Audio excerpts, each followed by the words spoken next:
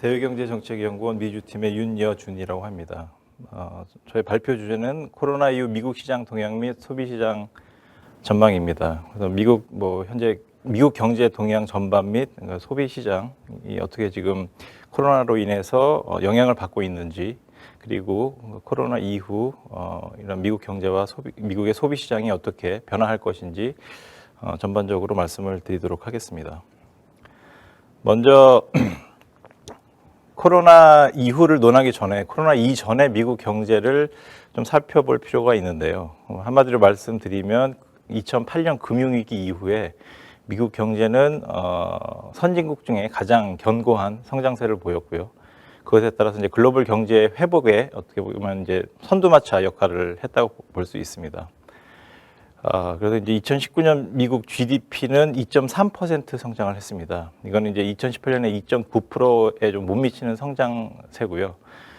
금융위기 이후에 2% 중후반대를 꾸준히 성장했음을 보면은 2019년에 2.3% 성장 때는 좀 약간 상대적으로 낮은 수치라고 볼 수가 있겠습니다. 그래서 코로나 이전부터 미국 경제의 경기 침체 가능성이 좀 이렇게 부각되기 시작했는데요. 금융위기 이후에 어떻게 보면 미국 역사에 있어서 가장 긴 확장세, 10년 이상의 확장세죠. 확장세를 보여왔고, 이 확장세가 이제 끝나는 것이 아니냐라는 우려가 많이 존재했었습니다. 그런 상황에서 이제 코로나를 맞이하게 된 거죠. 그래서 이 밑에 있는 표는 그 미국 경제 성장률을 이제 그 부분별로 좀 보여주고 있는데요. 보시면은 알겠지만 이제 2017년과 2018년에 민간 투자가 4.4%, 5.1%, 그래서 4%에서 5%대로 이제 성장을 했는데 2019년도에 민간 투자가 1.8%로 확 줄어들었음을 알 수가 있습니다. 수출 역시 3% 이상대로 2017년, 2018년에 성장을 했는데 2019년에 0%대로 떨어졌고요. 이렇게 수출이 떨어진 거는 아마도 이제 미중 통상 갈등으로 인한 중국의 보복 관세 등의 요인이 있었던 것으로 분석이 됩니다. 그리고 이제 2020년 맨 끝에 열을 보시면은 2020년 1분기 성장률이 나와 있습니다. 그러니까 아직 2분기 성장률은 2월이 끝나봐야 이제 나오기 때문에 아직 발표가 안 됐고요. 1분기 성장률이 마이너스 4.8%, 마이너스 5%에 가까운 성장 감소를 기록했습니다.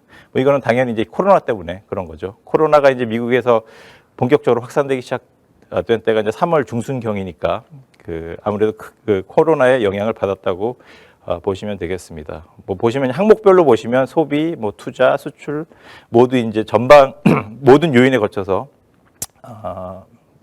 하락세가 뚜렷하게 나타남을 알 수가 있습니다. 그럼 이제 그 미국 내 코로나 확산 동향을 간단히 좀 말씀을 드리겠습니다. 말씀드렸듯이 이제 미국 내에서 코로나가 본격적으로 확산된 게 3월 중순경이죠. 여기서 이 막대 그래프를 보시면은 3월 한 중순부터 이제 확진자 수가 급격하게 증가하기 시작합니다. 그래서 이제 한 4월 중순 정도에 거의 최대 확진자 수를 기록하고 있고요. 그 이후에도 좀 감소세를 보이기는 하지만 크게 감소하는 모습은 보이지 않고 있습니다. 따라서 이제 그 다음 그래프를 보시면은 이 그래프는 이제 코로나 일별 사망자 수 그리고 이제 향후 전망을 보여주고 있습니다. 보시면은 한 4월 중순에 사망자 수가 정점을 찍은 것으로 나타나 있죠. 좀 더 정확히 말씀드리면 4월 15일 날 하루 사망자 수가 2,332명을 기록을 했고 정점을 찍은 다음에 이제 많은 전문가들이 여기가 정점이다. 그리고 이제 앞으로는 계속적으로 감소할 것이다. 라고 예측을 하고 있습니다. 그래서 따라서 그 그래프에 있는 점선은 이제 향후 전망치인데요. 전문가들은 한 8월 정도 되면은 거의 사망자 수가 0에 수렴하지 않겠느냐라는 전망을 내리고 있습니다. 그러면 이제 몇 가지 주요 경제 지표를 통해서 미국이 현재 코로나로 인해서 어떤 영향을 받고 있는지 간단히 살펴보도록 하겠습니다.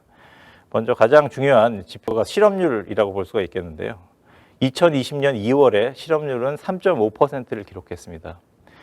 이 그래프 밑에 그래프를 보시면 알겠지만 이 파란색 선이 이제 실업률을 나타내는 그래프입니다. 2008년 금융위기 이후에 금융위기로 인해서 실업률이 최대 한 10%까지 최고점을 기록하고 그 이후에 실업률이 꾸준히 감소함을 알 수가 있습니다. 꾸준히 감소해서 2020년 2월에는 3.5%까지 감소를 하는데요. 이 수치는 거의 미국 역사상 최저 실업률 수치라고 보시면 되고요. 어떻게 보면 이제 자연 실업률에 가까운 수치라고 생각을 하시면 됩니다. 3.5%였던 실업률이 3월에는 4.4%로 증가하게 됩니다. 아까 말씀드렸듯이 이제 그 3월 중순부터 미국에서 이제 본격적으로 코로나가 확산이 되기 시작하고 이렇게 3.5에서 4.4%로 증가한 것은 이런 코로나 확산 시작에 따른 영향이라고 볼 수가 있겠죠. 그리고 이제 4월에는 4.4%이던 실업률이 14.7%로 폭증하게 됩니다. 요 맨 마지막 그 그래프 끝부분을 보시면 알 수 있겠지만 이 파란색 선이 급격하게 증가하는 것을 알 수가 있습니다.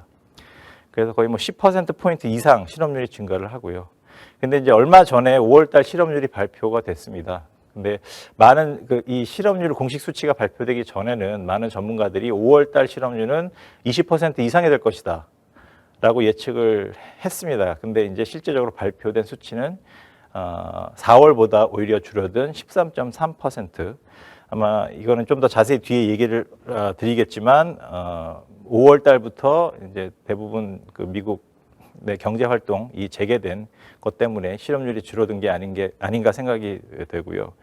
이렇게 실업률이 예상보다 낮은 수치를 기록함에 따라서 뭐 이제 슬슬 미국이 예상보다 빠르게 경제 회복을 하는 것이 아니냐, 소위 말하는 V자 회복이 가능한 것이 아니냐라는 조심스러운 예측이 나오고 있는 상황입니다. 그리고 이제 뭐 이 그래프에서 파란 실업률과 같이 보여주고 있는 게 이제 경제활동 참가 비율입니다.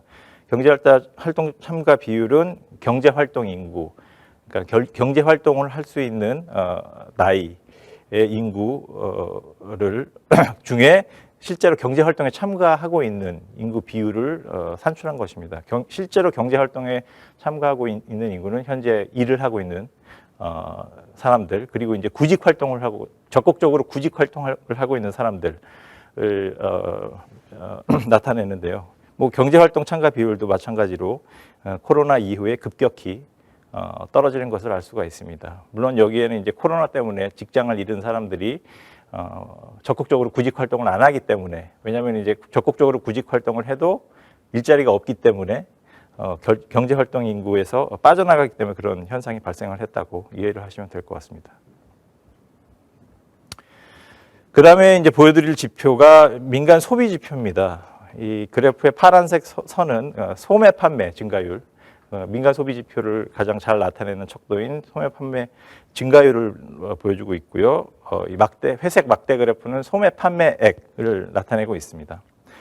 그러니까 소매 판매 역시 실업률과 비슷한 그림을 보여주고 있는데요. 민간 소비는 이제 락다운의 여파로 큰 폭으로 감소했음을 알 수 있습니다.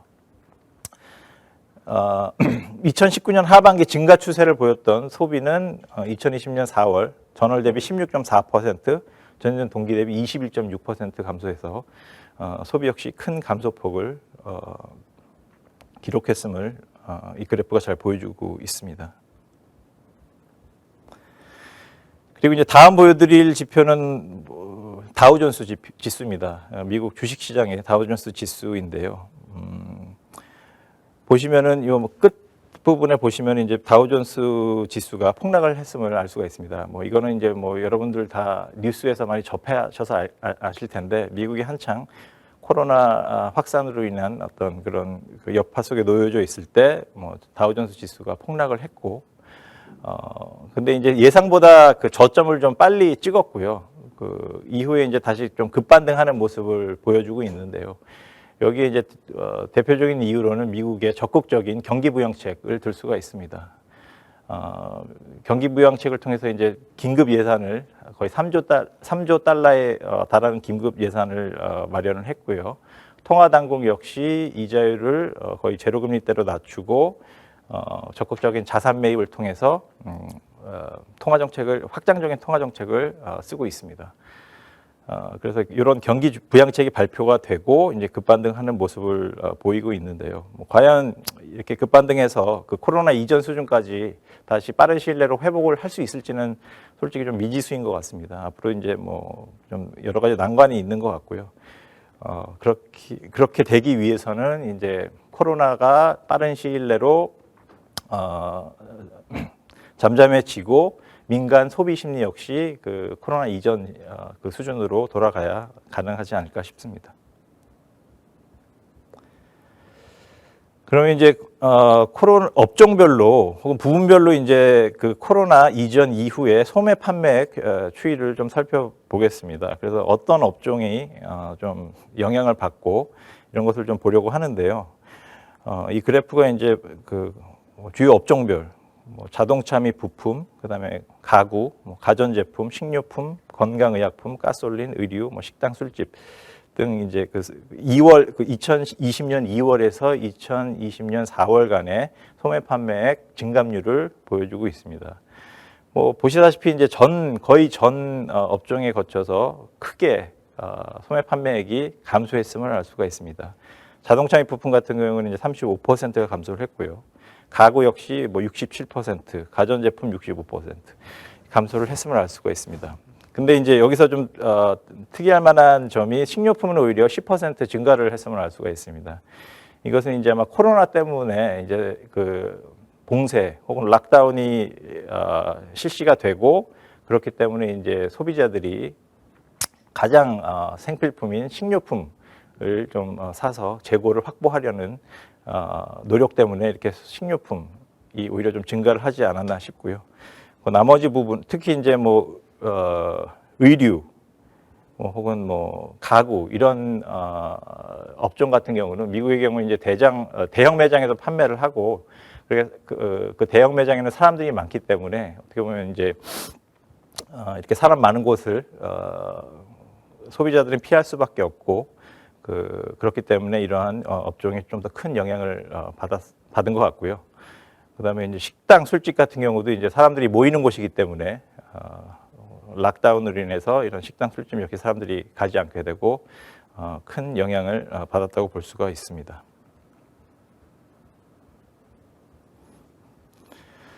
뭐 비슷하게 이제 그 산업별 혹은 업종별 고용자 수 증감률 같은 시기죠. 2020년 2월에서 2020년 4월까지 뭐 산업별 고용자 수 증감률을 좀 살펴봤는데요. 감소율이 가장 큰 산업 10개 그리고 감소율이 가장 작은 산업 10개를 뽑아봤습니다. 감소율이 가장 큰 산업은 그러니까 다시 말해서 이제 고용자 수가 가장 많이 줄어든 산업은 1등의 관광용 운송입니다. 뭐 쉽게 생각해서 이제 뭐 유람선이나 뭐 관람 기차 뭐 이런 거를 생각을 하시면 될 것 같습니다. 뭐 당연하게도 그런 이제 유원지나 이런 데 사람들이 안 가기 때문에 이러한 그 유원지에서 사람들의 운송을 담당하는 관광용 운송이 그 실업자가 많이 생겼을 수밖에 없고요. 뭐 2등이 이제 놀이공원, 카지노, 뭐 비슷한 이유입니다. 이제 사람들이 집에만 있기 때문에 이런 그런 여가를 즐기러 가지 않기 때문에 이쪽 그 업종이 큰 피해를 받고요. 뭐 의류 판매점, 세탁업, 치과가 좀 특이하기는 한데요. 뭐 치과 같은 경우에는 아마 가장 응급 상황 빼고는 어떻게 보면은 이제 그 치과 방문을 좀 뒤로 미룰 수도 있기 때문에 사람들이 이 코로나가 끝나기까지 기다리려는 어떤 그런 좀 의도가 있었던 것 같습니다. 그래서 이제 치과도 큰 영향을 받았다는 게 좀 특이한 상황이고요. 그밖에 뭐 영화 녹음 산업, 뭐 식당 및 바 아까 말씀을 드렸죠. 가구, 공연 예술 스포츠, 숙박업.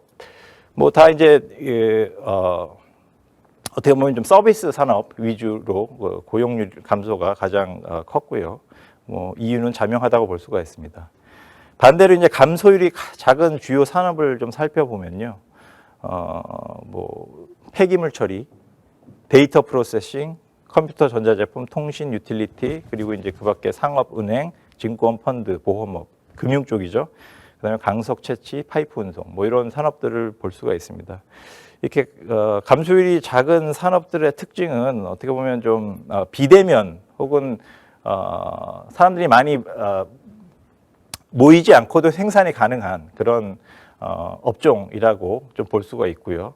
뭐 아니면 이제 폐기물 처리나 뭐 유틸리티 같이 어떻게 보면 그 생필품에 해당하는 업종, 코로나임에도 불구하고 필수적으로 이루어져야 되는 업종을 들 수가 있고요. 그다음에 이제 금융권이 감소율이 가장 작은 업종들이었습니다. 금융권 역시 이제 주로 뭐 컴퓨터로 업무가 가능하고 재택근무도 가능한 업종이기 때문에 이러한 산업들이 왜 작게 영향을 받았는지 뭐 알 수가 있을 것 같습니다. 그러면 이제 현재 이제 코로나 관련해서 미국이 어떤 조치를 취하고 있는지 경제활동 재개 관련해서 좀 말씀을 드리겠습니다. 미국은 이제 5월 1일부터 각 주별로 이제 부분적으로 경제활동을 재개하고 있습니다. 그래서 5월 1일부터 재개했다는 것은 이제 아까 5월달 실업률이 4월달에 비해서 좀 낮게 나타난 그 큰 이유라고 볼 수가 있겠는데요. 뭐 일각에서는 너무 섣부른 재개가 아니냐라고 이제 말을 하고 있는데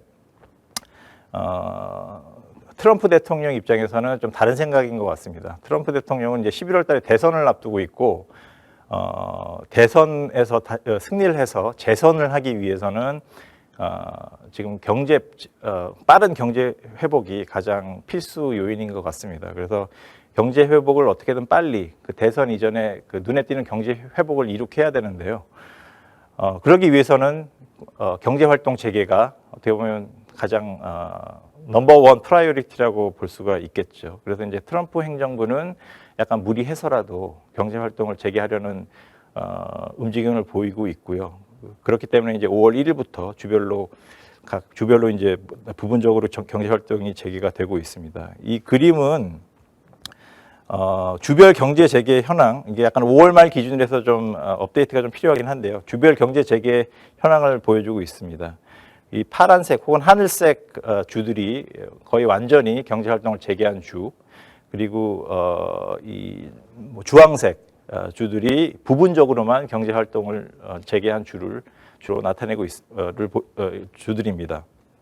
보시면은 파란색 주, 하늘색 주 혹은 이제 완전히 경제 활동을 재개한 주들은 공화당을 지지하는 주들이라고 볼 수가 있겠고요.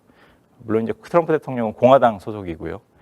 그리고 이제 부분적으로만 경제 활동을 재개한 주는 민주당 지지주입니다. 그래서 전통적으로 동부 해안 그리고 이제 서부 해안에 있는 주들이 민주당 지지주고요. 그 가운데 있는 주들이 공화당 지지주라고 보시면은 얼핏 정확한데요. 그 패턴이 이 지도에서는 거의 비슷하게 나타나고 있습니다. 그래서 이제 공화당 지지주들은 아무래도 이제 트럼프 대통령의 입김이 더 작용을 해서 더 빨리 경제 활동을 재개를 했고, 민주당 주들은 좀 더 늦게 재개를 하고 있는 것이다라고 이해를 하셔도 될 것 같습니다.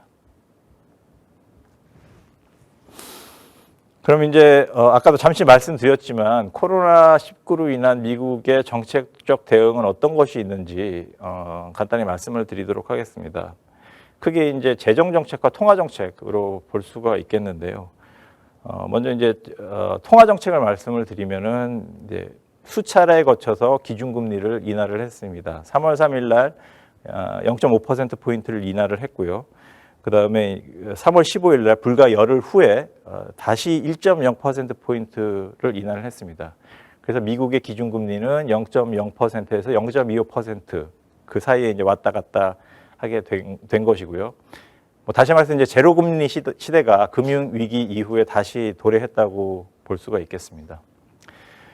그래서 이제 미국 그 통화 당국이 지금 상황을 얼마큼 심각하게 인식을 하고 있는지를 잘 보여주고 있습니다. 제로금리를 시대가 오게 되면은 더 이상 이제 기준금리를 가지고는 통화 정책을 펼 수 없다는 의미이기도 합니다. 근데 이렇게 빨리 0% 기준금리를 0%로 조절한 것은 그만큼 상황이 긴박했다는 그것을 좀 방증하는 것이기도 하고요. 이게 다가 아닙니다. 그래서 여기에 이제 유동성 공급 확대를 전면적으로 시행을 했습니다. 다시 말해서 이제 대규모로 국채 혹은 회사채 등은 이제 매입을 하기 시작했는데요. 여기에서 좀만 좀 자세히 말씀을 드리면은 물론 이제 일반적인 상황에서는 기준금리 조정을 통해서만 이제 통화 정책을 펼치게 됩니다. 이 기준금리는 초단기 금리인데요. 실질적으로 실물 경제에 있어서 초단기 금리가 실물 경제에 직접적으로 영향을 미치지는 않습니다.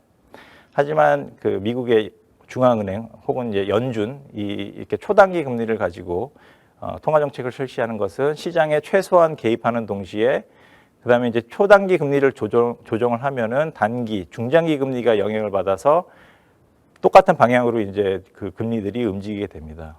중장기 금리는 이제 실물 경제에 실질적인 영향을 미치게 되죠. 그래서 이제 그 단계별로 그런 트랜스미션 효과가 있기 때문에 초단기 금리를 가지고 정책을 펼치게 되는데요. 일단 0%까지 금융위기 당시에는 일단 0%까지 금리를 내렸지만 그 실물 경제에 실질적인 영향을 미치는 중장기 금리가 움직일 생각을 안 했습니다. 그래서 뭔가 추가적인 방법을 고안해내야 됐고 그 추가적인 방법이라는 게 대규모 자산 매입, 흔히 말하는 Large Scale Asset Purchase, LSAP라고 그러죠.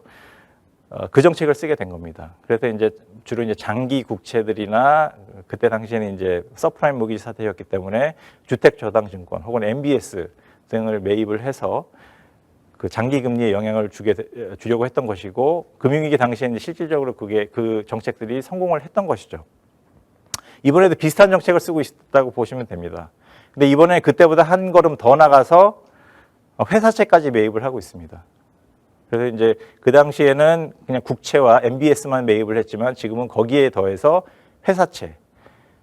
그러니까 보통 때는 그 연준이 절대로 행하지 않은 행동이거든요. 왜냐하면 회사채를 매입하고 하는 것은 실물 경제에 직접적인 영향을 줄 수 있기 때문에 그것을 극도로 자제를 하지만 이번에는 상황이 그만큼 심각했기 때문에 다양한 종류의 채권을 매입을 해서 이제 유동성을 풀고 있는 상황이고요.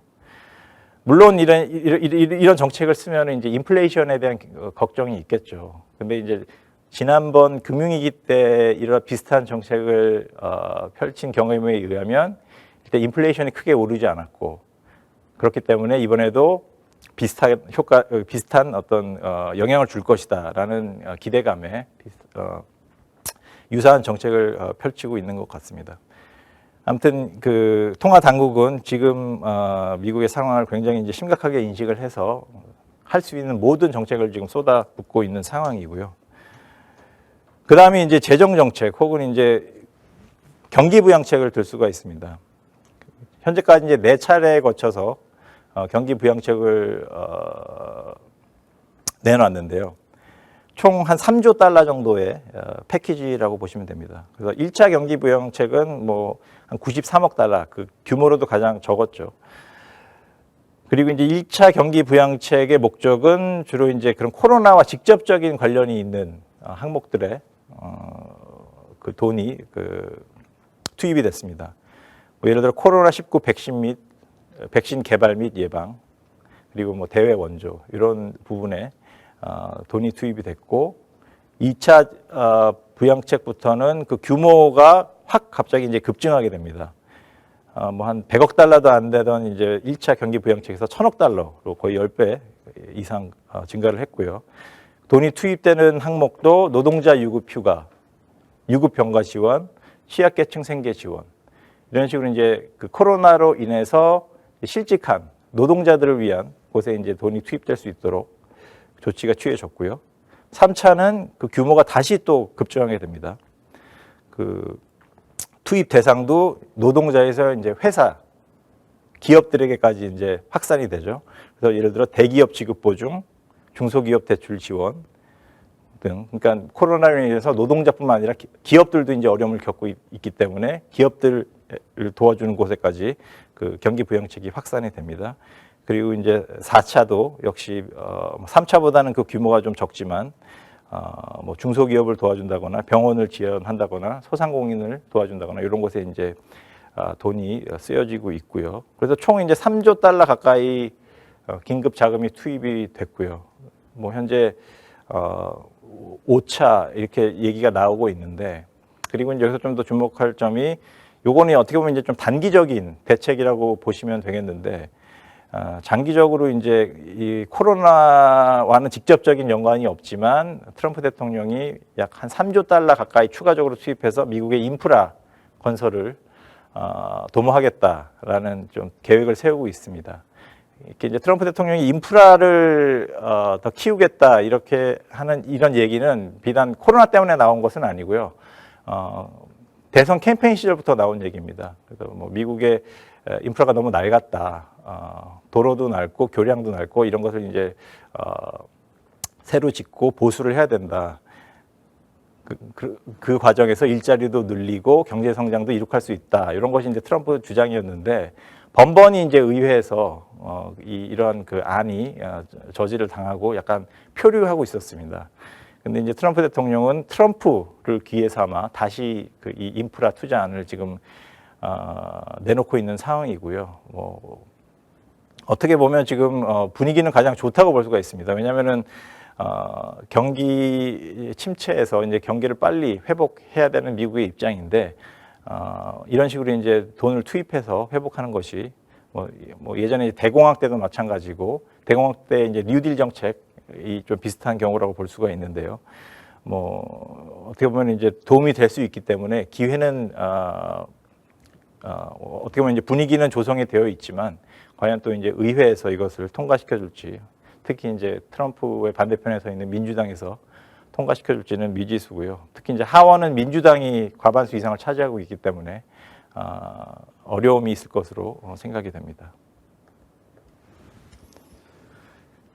그러면 이제 2020년 이제 한 거의 절반이 지났는데요. 뭐 2020년 미국의 경제 성장률을 먼저 좀 간단히 얘기를 함으로써 2020년 그리고 그 이후를 한번 전망해 보도록 하겠습니다.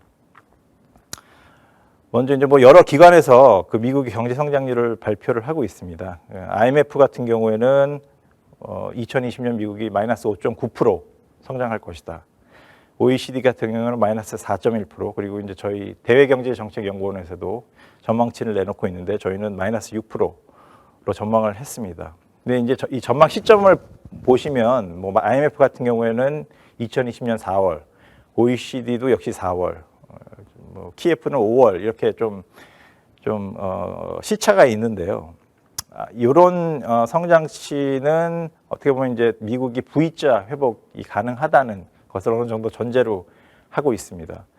아까 보셨듯이 미국 1분기 성장률이 거의 마이너스 5%였고 2분기는 아직 발표가 안 됐습니다만은 그 마이너스 5%보다 훨씬 더 낮을 것으로 예상이 되고요. 그런 상황에서 이제 3, 4분기에 급속도로 성장을 해야만 이제 마이너스 뭐 5% 후반대 혹은 마이너스 6% 정도로 맞출 수가 있습니다.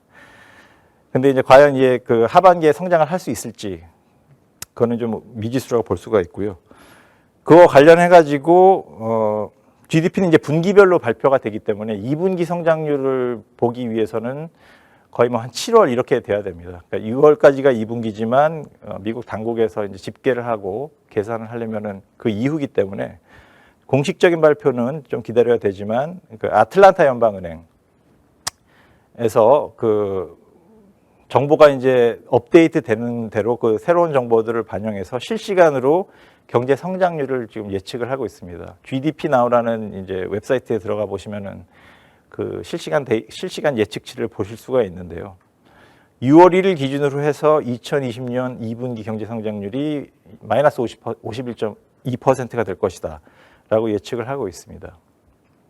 연율 기준이고요. 그래서 오늘 아침에 오기 전에 제가 다시 한번 들어가 봤더니 업데이트가 됐는데 마이너스 53%로 예측을 하고 있더라고요. 그래서 실업률이 이렇게 좋아지긴 했지만 예상보다 실업률이 낮게 나오긴 했지만 여전히 2분기 성장률은 좀 잿빛 전망이라고 보실 수가 있겠고요. 뭐 관련해서 민간 소비 역시 2분기에는 56.3%가 감소할 것이다 라고 예측을 하고 있습니다. 그래서 뭐 어마어마한 숫자죠. 이거는 뭐 마이너스 50%대라는 것은. 그래서 뭐 지금은 과연 그 3분기에 급반등을 할 수가 있겠느냐에 대한 저는 의문이 있고 많은 어떻게 보면 좀 엇갈리는 의견들이 있는 것 같습니다. 뭐 일단 3분기부터 경제 성장률이 회복이 되기 위해서 가장 뭐 중요한 전제 조건은 코로나가 빨리 잡혀야 된다는 것이죠. 뭐 경제 활동이 대부분 아직 대부분 재개되기는 했지만 코로나가 완전히 잡힌 상황이 아니고 뭐 사망자 확진자 수도 이제 뭐 감소하고는 있지만 이게 급진적으로 감소를 하고 있는 것이 아니기 때문에 여전히 코로나가 얼만큼 빨리 잦아드느냐가 성장률 회복에 가장 중요한 요소라고 볼 수가 있겠고요. 뭐 최악의 경우 이렇게 경제 활동 재개가 이렇게 섣불리 이루어지다 보니까 2차 감염, 2차 확산이 오는 것이 아니냐라고 우려를 하는 전문가들도 있습니다. 이렇게 될 경우에는 어쩔 수 없이 다시 이제 봉쇄 조치가 혹은 락다운 조치가 이루어지게 되고 V자 성장이 아닌 어떻게 보면 W자 성장 아니면은 이제 뭐 뚱뚱한 U자 성장 뭐 이런 식의 이제 성장이 되겠죠. 그렇게 되면 이제 미국 경제 성장률은 위에서 예측한 뭐 마이너스 6% 훨씬 그 이하가 될 것으로 전망이 됩니다. 그리고 역시 관련해 가지고 뭐 이렇게 코로나가 어느 정도 잦아들고 경제 활동이 완전히 재개가 된다고 하더라도 사람들의 심리가 중요합니다. 여전히 사람들이 이제 사람이 많은 곳을 피할 수가 있고 뭐 예를 들어 이제 놀이공원이나 극장 이런 것을 어떻게 보면 심리가 위축이 돼 있기 때문에 좀 그런 곳에 방문을 자제할 가능성이 높고 그렇게 되면은 경제 활동이 위축이 될 수밖에 없죠. 실업률 회복도 더뎌질 수밖에 없고요. 그래서 이제 과연 미국인들의 심리가 어떻게 될 것이냐 또 중요한 요인이라고 볼 수가 있겠습니다.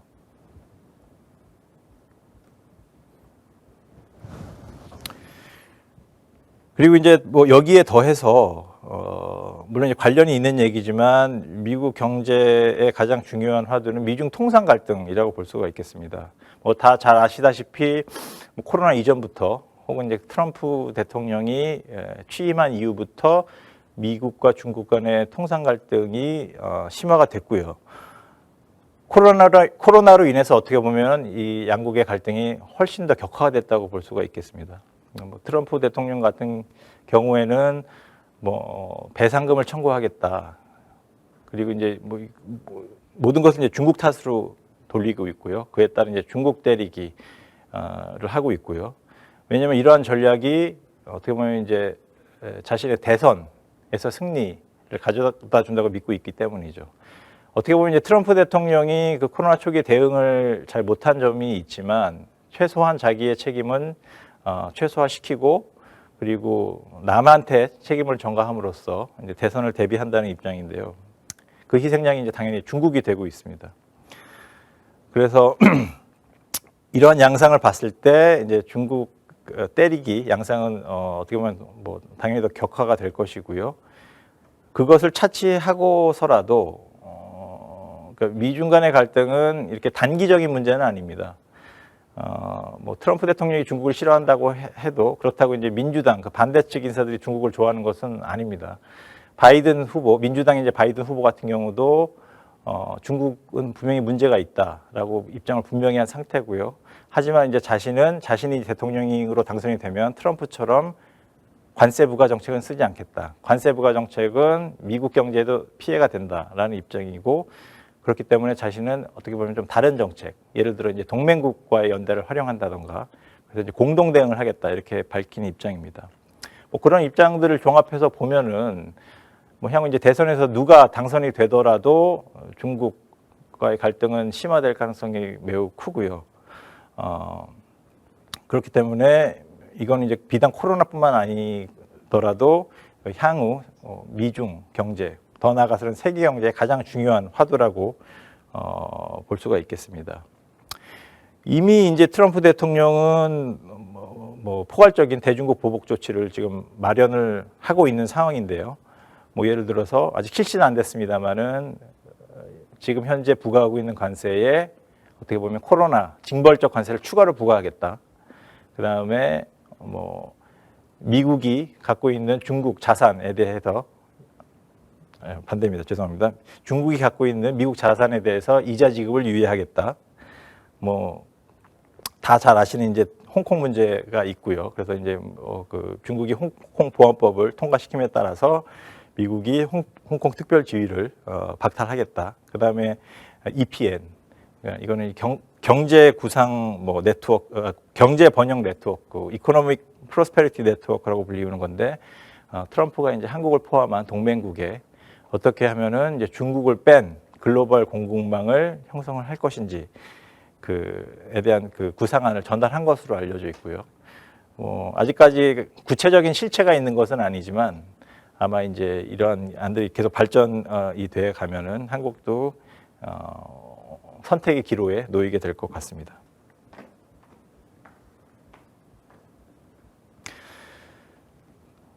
그 밖에 이제 미국의 통상 환경을 좀 살펴보면은, 물론 미중 갈등도 관련된 얘기겠지만은 경기 침체에 따른 보호무역주의 심화가 더 될 가능성이 더 크고요. 뭐 예를 들어서 이제 뭐 대공황 당시 때의 뭐 스무탈리 관세나 아니면 1980년대 초 경기 침체에 따른 뭐 여러 가지 무역 제재 조치들의 경험으로 봤을 때 코로나로 인한 경기 침체, 그리고 이에 따른 보호무역주의 심화가 될 가능성이 높고, 특히 미국의 큰 무역 흑자를 기록하고 있는 한국 같은 국가들에게는 좀 더 심한 통상 압력이 내려질 수 있다라는 우려가 존재를 하고요. 그 밖에 이제 뭐 이에 따른 뭐 글로벌 공급망 재편 가속화, 뭐 예를 들어 코로나 같은 이제 상황이 발생할 경우 필수 물자에 대한 공급처 다변화가 이제 필요성이 대두가 되고요. 이렇기 때문에 이제 헬스나 의료 산업 중심으로 이제 GVC 재편이 될 가능성이 있습니다. 다시 말해서 미국 같은 경우는 이제 어떻게 필수 물자, 필수 그 의료 장비나 뭐 산소호흡기 예를 들면 이런 그 장비들이 이제 코로나가 한참 기승을 부릴 때 필요했지만 대부분 이제 수입에 의존을 했습니다. 그래서 이제 그 수입 길이 막혔기 때문에 굉장히 좀 어려움을 겪었고요. 이러한 경우를 토대로 이러한 필수 그 의료 장비들은 자급자족화를 꾀할 가능성이 높습니다. 그 밖에 이제 뭐 아까도 말씀드렸듯이 미중 통상 갈등, 결국은 이제 미국이 지향하는 바가 미중 디커플링, 이제 미국과 중국이 이제 뭐 어떻게 보면 따로 이제 떨어져서 각각의 경제 활동을 한다, 약간 그런 의미라고 볼 수가 있는데요. 이러한 미중 디커플링은 이제 반도체나 IT 산업을 중심으로 나타날 가능성이 있습니다. 거기에 따른 이제 어떻게 보면 글로벌 공급망의 재편 가능성이 있을 것 같고요.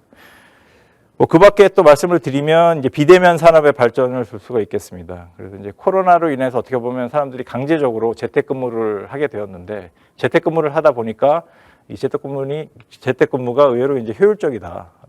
그렇게 이제 깨닫게 해준 이제 계기로 좀 작용을 한 것 같아요. 그래서 특히 이제 재택근무가 가능한 뭐 IT 산업이나 이쪽 그 기업들 위주로 재택근무의 영구적 활성화가 이제 추진 중입니다. 예를 들어 페이스북이 뭐 그런 계획을 발표했고요. 그래서 뭐 10년 내로 전체 고용의 이제 50%를 재택근무하겠다 이렇게 발표한 상황이고, 트위터도 이제 비슷한 내용을 발표한 상황입니다.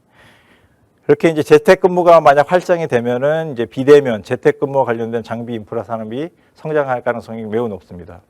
특히 이제 뭐 재택근무를 위한 뭐 그런 시스템 구축, 뭐 클라우드 컴퓨팅이라든가 콜라보레이션, 접근 관리 등의 분야에서 수요가 증대할 것으로 예상이 되고요.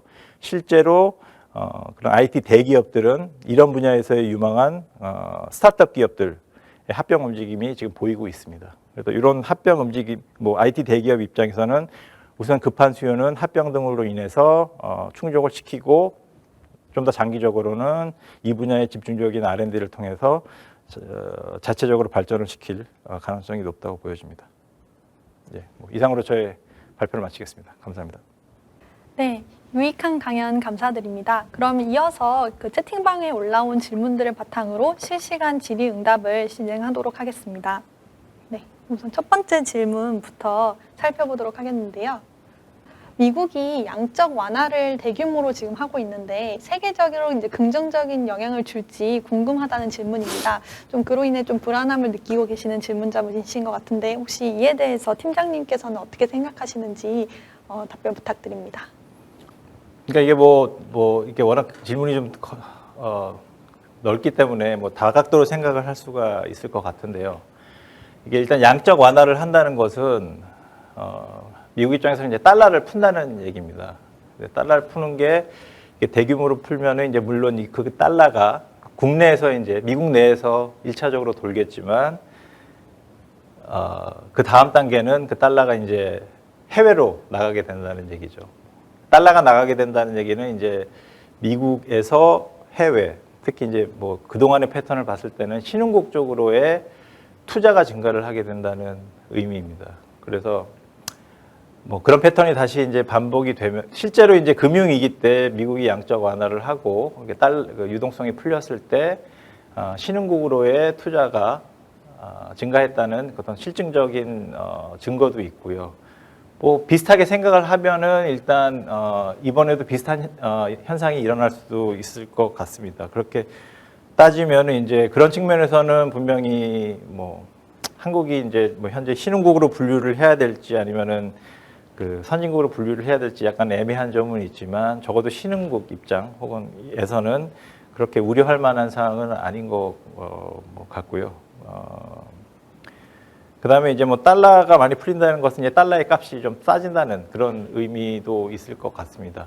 그래서 뭐 그거는 이제 뭐 받아들인 사람에 따라서 그게 이제 좋은 영향인지 아닌지는 좀 달라지겠지만 뭐 달러가 싸진다는 것은 미국 제품이 그만큼 좀 싸진다는 거고 뭐 환율이 어떻게 보면 한국 입장에서는 좀 높아질 수도 있기 때문에 수출업자에게는 그 수출입 업자에게는 이제 그런 영향을 줄 수가 있고요.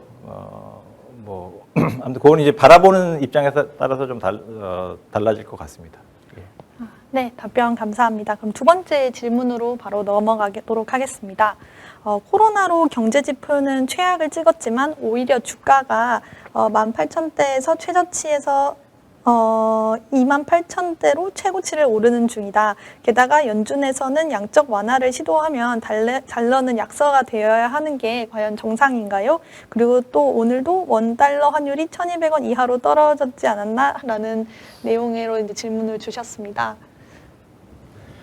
예, 그러니까 이게 분명히 그 채널, 그러니까 양적 완화 채널로만 보자면은 달러가 늘어나는 거기 때문에 달러가 약세가 되는 것이 정상이 맞고요. 근데 이제 실물 경제에서는 이제 양적 완화만 이루어지는 것이 아니라 수많은 여러 가지 요인들이 있습니다. 지금 뭐 미국뿐만 아니라 이제 전 세계적으로 경제 위기 상태이기 때문에 이런 경기 침체 상황에서는 안전자산을 선호하는 그런 경향이 굉장히 높게 나타나고요. 뭐 안전자산이라 하면은 금 아니면 대표적인 안전자산 달러가 있죠. 그렇기 때문에 달러에 대한 수요가 또 늘어나는 측면이 있기 때문에 뭐 그런 요인들이 이제 달러의 강세를 이끌게 되고요. 그렇기 때문에 이제 여러 가지 복합적인 요인이 있기 때문에 이제 그 복합적인 요인이 종합적으로 영향을 미쳐서 달러 움직임에 영향을 미치게 되는 것이죠. 예. 네. 그러면 세 번째 질문으로 바로 이어가도록 하겠습니다. 코로나19로 인해 달라진 미국과 중국의 관계가 한국 수출에 어떤 영향을 미칠지 혹시 좀 의견 나눠주실 수 있을까요? 예, 이게 좀 전반적으로 모든 품목에 대해서 말씀을 드리기 좀 어려울 것 같고요. 이 미중 관계 혹은 미중 디커플링의 가장 중요한 반도체 산업을 좀 중심으로 먼저 말씀을 드리면은 일단 그 한국은 그 미국 그 화웨이 제재에 현재 영향을 크게 받고 있지는 않습니다. 그러니까 뭐 한국이라 하면 이제 삼성과 SK 하이닉스를 들 수가 있는데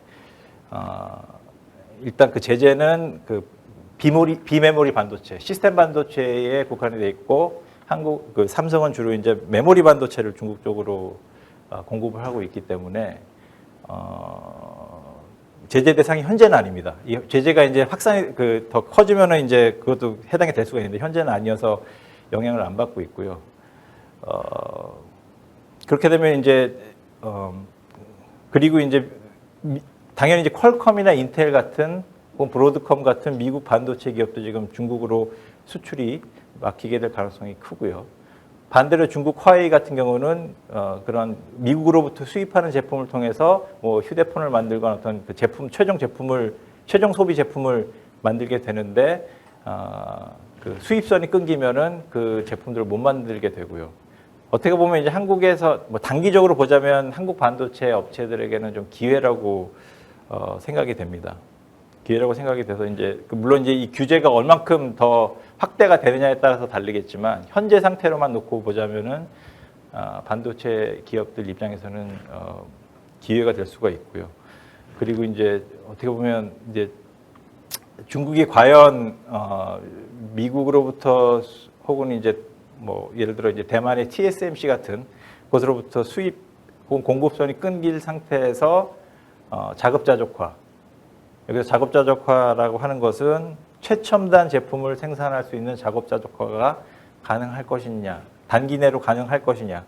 이것도 역시 의문점인데요. 이게 여전히 이제 중국이 반도체 자체를 생산하는 기술 격차는 미국과 이제 다른 이제 선진국에 비해서 격차가 좀 존재를 하는 상황이고요. 그렇기 때문에 그리고 이제 R&D 투입되는 비중도 물론 이제 중국이 많은 R&D를 투입하고 있지만 미국에 비해서는 여전히 좀 적은 상황이고요. 뭐 그런 여러 가지 점들을 고려해 볼 때, 예, 그 중국이 이제 과연 계속 기술 발전을 이룩해서 뭐 최첨단 제품을 생산할 수 있냐, 요거는 좀 의문점이고 그런 측면에서 또 이제 이것은 이제 한국과 중국이 어떻게 보면 격차를 유지할 수 있는 현재로서 기회다라고 볼 수가 있겠습니다. 네, 감사합니다. 이게 바로 실시간으로 이제 좀 어려운 질문들을 많이 주셔서 이제 좀 어려운 내용임에도 불구하고 이렇게 또 답변을 잘 해주신 것 같아서 정말 감사합니다. 그러면 바로 네 번째 질문으로 넘어가도록 하겠습니다. 11월에 있을 미 대선이 향후 미중 관계 또 나아가 한미 관계에 어떤 영향이 미칠지 궁금하다는 질문인데요. 앞서 드린 질문이랑 다소 맥락이 비슷해서 짧게 답변해 주셔도 될 것 같습니다.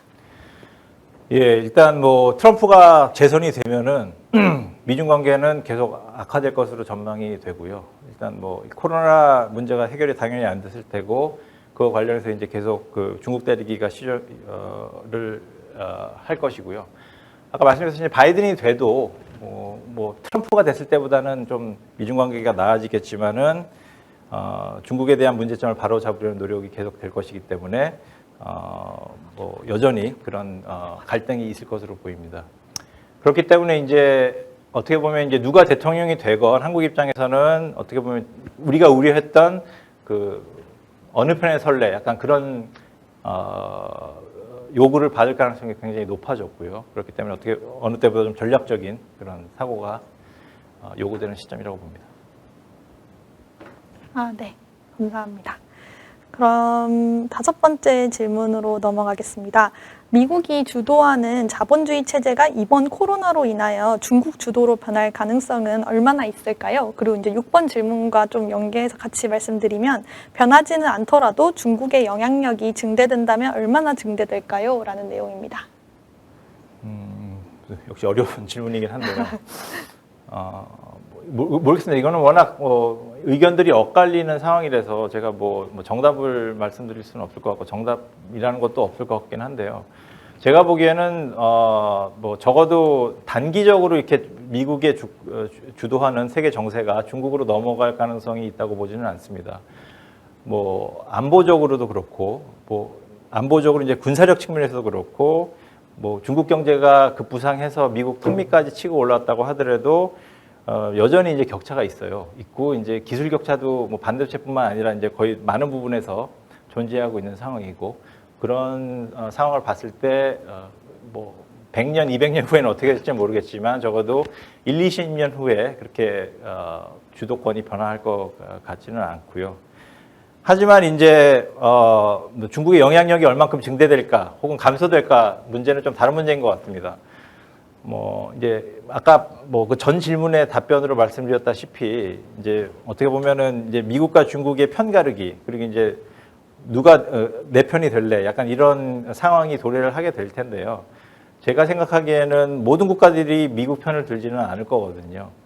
그 와중에서 이제 중국 편을 드는 국가들도 분명히 있을 거고 그 과정에서 이제 중국의 영향력이 뭐 증대될 수도 있을 것으로 봅니다. 거기에 이제 지금 현재 중국이 뭐 실장은 1대1로 같은 정책과 어우러져서 증대되는 가능성도 충분히 존재한다고 봅니다. 네, 감사합니다. 저희 마지막 질문이 하나 더 들어와서 이거 한 질문만 더 하고 일단 마치도록 하겠습니다. 지금 현재 한국에 유학 중인 중국인 분이라고 이제 말씀하셨는데요.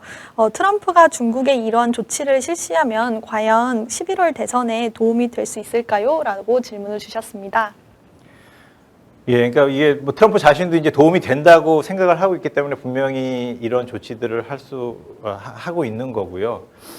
그렇게 생각을 하고 있는 배경에는 이제 미국 전반적인 여론, 중국에 대한 여론이 작용을 하고 있다고 생각을 합니다.